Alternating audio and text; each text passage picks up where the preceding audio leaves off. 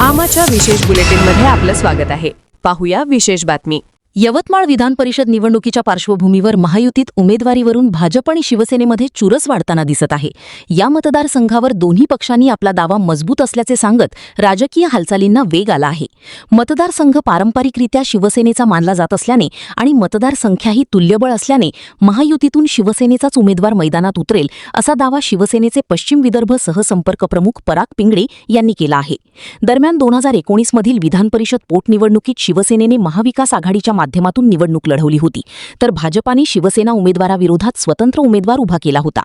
सध्या भाजपाची मतदारसंख्या सर्वाधिक असल्याचा दावा करत कार्यकर्ते आणि पदाधिकाऱ्यांकडून उमेदवारीसाठी जोरदार मागणी होत असल्याची माहिती भाजप जिल्हाध्यक्ष प्रफुल्ल चव्हाण यांनी दिली.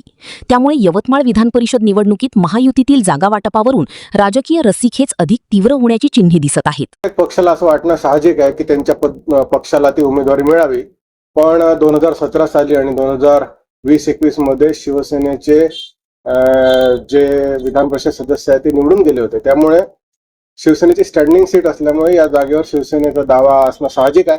आणि आज जिल्ह्यामध्ये ज्या पद्धतीची शिवसेनेची वाटचाल चालू आहे, ज्या पद्धतीने शिवसेनेचे नगरसेवक आहेत, त्या अनुषंगाने देखील शिवसेनेचा दावा मजबूत आहे. अर्थात या सर्व बाबतीत निर्णय हे महायुतीचे जे सर्व नेते आहेत, आमचे मुख्य नेते एकनाथरावजी शिंदे साहेब आहेत आणि महायुतीचे सर्व नेते बसून हे सर्व निर्णय घेणार आहेत.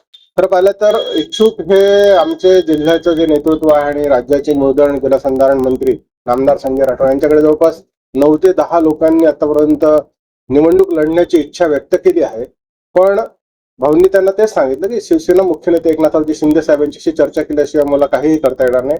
त्यांनी त्यांचे जे काही बायोडेटा किंवा अर्ज आहेत ते घेतले आहेत आणि सन्माननीय एकनाथरावजी शिंदे साहेब यांच्याशी चर्चा करून ते याच्यात पुढील निर्णय सन्माननीय शिंदे साहेब आणि महायुतीचे नेते घेणार आहेत. या निवडणुकीमध्ये महायुती ही एकत्रित निवडणूक लढणार आहे आणि आपल्याला सगळ्याला दिसतच आहे की जे काही 447 जे आपले मतदार आहेत, नगरसेवक आणि नगराध्यक्ष मिळून, या सर्व मतदारांमध्ये आज 75% मतदार हे महायुतीचे आहेत.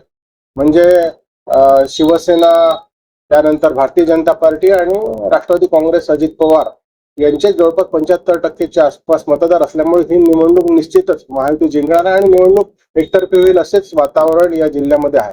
दिवसांच्या प्रतीक्षेनंतर यवतमाळ स्थानिक स्वराज्य संस्थेची निवडणुकीची उद्घोषणा करण्यात आली आहे. त्यामुळे सर्व मतदारामध्ये त्या बाबतीमध्ये प्रचंड उत्साह आहे. मागच्या वेळी जेव्हा निवडणूक झाली होती तेव्हा महाविकास आघाडीकडून शिवसेनेचे उमेदवार सन्माननीय दुष्यंत चतुर्वेदी हे निवडून आले होते. त्यावेळी भाजपचा उमेदवार पराभूत झाला होता. परंतु आता जी मतदार यादी फायनल करण्यात आली आहे त्या मतदार यादीमध्ये भारतीय जनता पार्टीचे मतं जास्त आहेत, नगरसेवक जास्त आहेत. त्यामुळे स्वाभाविक या मतदारसंघावर भारतीय जनता पार्टीचा नैसर्गिक हक्क आहे आणि तो आमचा अधिकारी आहे. कार्यकर्त्याची तशी इच्छा पण आहे.